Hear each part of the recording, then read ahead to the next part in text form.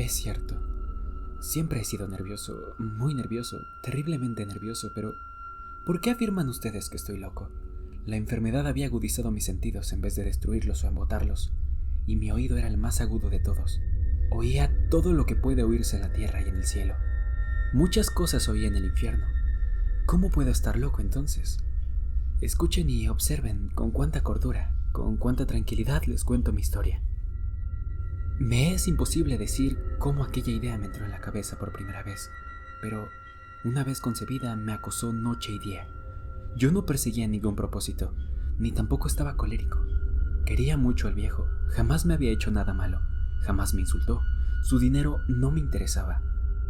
Me parece que fue su ojo. Sí, eso fue. Tenía un ojo semejante al de un buitre, un ojo celeste y velado por una tela. Cada vez que lo clavaba en mí se me helaba la sangre y así, poco a poco, muy gradualmente, me fui decidiendo a matar al viejo y librarme de aquel ojo para siempre. Presten atención. Ustedes me toman por loco, pero los locos no saben nada.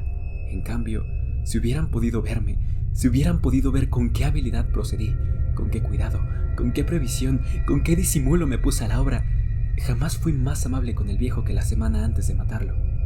Todas las noches, hacia las 12, hacía yo girar el picaporte de su puerta y la abría, tan suavemente, y entonces, cuando la abertura era lo bastante grande para pasar la cabeza, levantaba la linterna sorda, cerrada, completamente cerrada, de manera que no se viera ninguna luz, y tras ella pasaba la cabeza. Ustedes se hubieran reído al ver cuán astutamente pasaba la cabeza. La movía lentamente, muy lentamente. A fin de no perturbar el sueño del viejo, me llevaba una hora entera a introducir completamente la cabeza por la abertura de la puerta, hasta verlo tendido en su cama. ¿Es que un loco hubiera sido tan prudente como yo? Y entonces, cuando tenía la cabeza completamente dentro del cuarto, abría la linterna cautelosamente. Tan cautelosamente, sí, cautelosamente iba abriendo la linterna, pues crujían las bisagras. La iba abriendo lo suficiente para que un solo rayo de luz cayera sobre el ojo del buitre, y esto lo hice durante 7 largas noches, cada noche a las 12. Pero siempre encontré el ojo cerrado, y por eso me era imposible cumplir mi obra. Porque no era el viejo quien me irritaba, sino el mal de ojo. Y por la mañana, apenas iniciado el día, entraba sin miedo en su habitación y le hablaba resueltamente, llamándolo por su nombre con voz cordial y preguntándole cómo había pasado la noche. Al llegar la 8ª noche, procedí con mayor cautela que de costumbre al abrir la puerta. El minutero de un reloj se mueve con más rapidez de lo que se movía mi mano. Jamás antes de aquella noche había sentido el alcance de mis facultades, de mi sagacidad. Apenas lograba contener mi impresión de triunfo, pensar que estaba ahí abriendo poco a poco la puerta y que él ni siquiera soñaba con mis secretas intenciones o pensamientos. Me reí entre dientes ante esta idea y quizás me oyó, porque lo sentí moverse repentinamente en la cama, como si se sobresaltara. Ustedes pensarán que me eché hacia atrás, pero no, su cuarto estaba tan negro como la pez, ya que el viejo cerraba completamente las persianas por miedo a los ladrones. Yo sabía que era imposible distinguir la abertura de la puerta y seguí empujando suavemente, muy suavemente. Había ya pasado la cabeza y me disponía a abrir la linterna, cuando mi pulgar resbaló en el cierre metálico y el viejo se enderezó en el lecho gritando: ¿Quién está ahí? Permanecí inmóvil sin decir una sola palabra. Durante 1 hora entera no moví un solo músculo, y en todo ese tiempo no oí que volviera a tenderse en la cama. Seguía sentado escuchando, tal como yo lo había hecho, noche tras noche, mientras escuchaba en la pared los taladros cuyo sonido anunciaba la muerte. Oí de pronto un leve quejido y supe que era el quejido que nace del terror. No expresaba dolor o pena, no, era el ahogado sonido que brota del fondo del alma cuando el espanto lo sobrecoge. Bien conocía yo ese sonido. Muchas noches, justamente a las 12, cuando el mundo entero dormía, surgió de mi pecho, ahondando con su espantoso eco los terrores que me enloquecían. Repito que lo conocía bien. Comprendí lo que estaba sintiendo el viejo y le tuve lástima, aunque me reía en el fondo de mi corazón. Comprendí que había estado despierto desde el primer leve ruido, cuando se movió en la cama. Había tratado de decirse que aquel ruido no era nada, pero sin conseguirlo pensaba, no es más que el viento en la chimenea o un grillo que chirrió una sola vez. Sí, había tratado de darse ánimo con esas suposiciones, pero todo era en vano, porque la muerte se había aproximado a él, deslizándose furtiva y envolvía a su víctima, y la fúnebre influencia de aquella sombra imperceptible era la que lo movía a sentir, aunque no podía verla ni oírla, a sentir la presencia de mi cabeza dentro de la habitación. Después de haber esperado largo tiempo, con toda paciencia, sin oír que volviera a acostarse, resolví abrir una pequeñísima ranura de la linterna. Así lo hice. No pueden imaginarse ustedes con qué cuidado, con qué inmenso cuidado, hasta que un fino rayo de luz semejante al hilo de una araña brotó de la ranura y cayó de lleno sobre el ojo del buitre. Estaba abierto de par en par, y yo empecé a enfurecerme más. Lo miraba, lo vi con toda claridad de un azul apagado y con aquella horrible tela que me helaba hasta el tuétano, pero no podía ver nada de la cara o del cuerpo del viejo, pues como movido por un instinto había orientado el haz de la luz exactamente al punto del maldito. ¿No les he dicho ya que lo que toman erradamente por locura es solo una excesiva agudeza de los sentidos? En aquel momento llegó a mis oídos un resonar apagado y presuroso, como el que no podría ser un reloj envuelto en algodón. Aquel sonido también me era familiar. Era el latir del corazón del viejo. Aumentó aún más mi furia. Tal como al redoblar de un tambor estimulaba el coraje de un soldado. Pero incluso antes me contuve y seguí callando. Apenas si respiraba. Sostenía la linterna de modo que no se moviera, tratando de mantener con toda la firmeza posible el haz de la luz sobre el ojo. Entretanto, el infernal latir del corazón iba en aumento. Se hacía cada vez más rápido, cada vez más fuerte, momento a momento. El espanto del viejo tenía que ser terrible.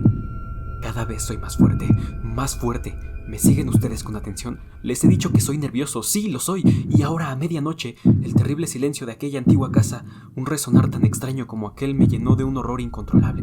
Sin embargo, me contuve todavía algunos minutos y permanecí inmóvil, pero el latido crecía cada vez más fuerte, más fuerte.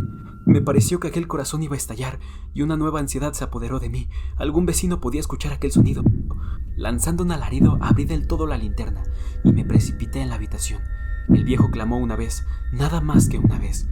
Me bastó un segundo para arrojarlo al suelo y echarle encima el pesado colchón. Sonreí alegremente al ver lo fácil que me había resultado todo, pero durante varios minutos el corazón siguió latiendo con un sonido ahogado. Claro que no me preocupaba, pues nadie podría escucharlo a través de las paredes. Cesó por fin de latir. El viejo había muerto. Levanté el colchón y examiné el cadáver. Sí, estaba muerto, completamente muerto. Apoyé la mano sobre el corazón y la mantuve así largo tiempo. No se sentía el menor latido. El viejo estaba bien muerto. Su ojo no volvería a molestarme. Si ustedes continúan tomándome por loco, dejarán de hacerlo cuando les describa las astutas precauciones que adopté para esconder el cadáver. La noche avanzaba mientras yo cumplía mi trabajo con rapidez, pero en silencio.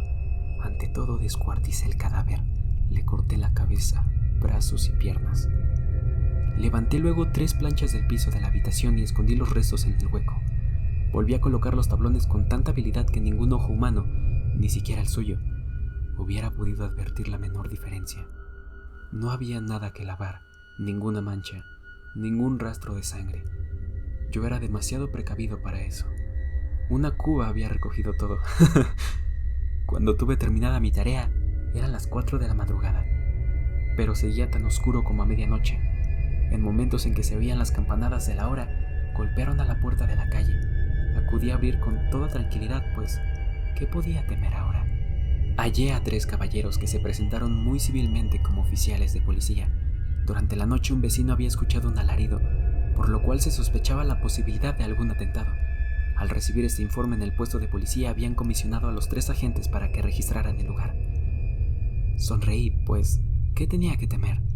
Di la bienvenida a los oficiales y les expliqué que yo había lanzado aquel grito durante una pesadilla. Les hice saber que el viejo se había ausentado a la campaña. Llevé a los visitantes a recorrer la casa y los invité a que revisaran. Finalmente acabé conduciéndolos a la habitación del muerto. Les mostré sus caudales intactos y cómo cada cosa se hallaba en su lugar. En el entusiasmo de mis confidentes traje sillas a la habitación y pedí a los 3 caballeros que descansaran ahí de su fatiga, mientras yo mismo, con la audacia de mi perfecto triunfo, colocaba mi silla en el exacto punto donde el cual reposaba el cadáver de mi víctima. Los oficiales se sentían satisfechos. Mis modales los habían convencido. Por mi parte, me hallaba perfectamente cómodo. Se sentaron y hablaron de cosas comunes, mientras yo les contestaba con animación, mas al cabo de un rato empecé a notar que me ponía pálido y deseé que se marcharan. Me dolía la cabeza y creía percibir un zumbido en los oídos, pero los policías continuaban sentados y charlando. El zumbido se hizo más intenso. Seguía resonando y era cada vez más intenso. Hablé en voz muy alta para librarme de esa sensación, pero continuaba lo mismo, y se iba haciendo cada vez más clara hasta que, hasta que al final me di cuenta de que aquel sonido no se producía dentro de mis oídos. Sin duda debí ponerme muy pálido, pero seguí hablando con creciente soltura y levantando mucho la voz. Empeoró. El sonido aumentaba. ¿Y qué podía hacer yo? Era un resonar apagado y presuroso, un sonido como el que podría ser un reloj envuelto en algodón. Yo jadeaba tratando de recobrar mi aliento y sin embargo los policías no habían oído nada. Hablé con mayor rapidez y con vehemencia, pero el sonido crecía continuamente.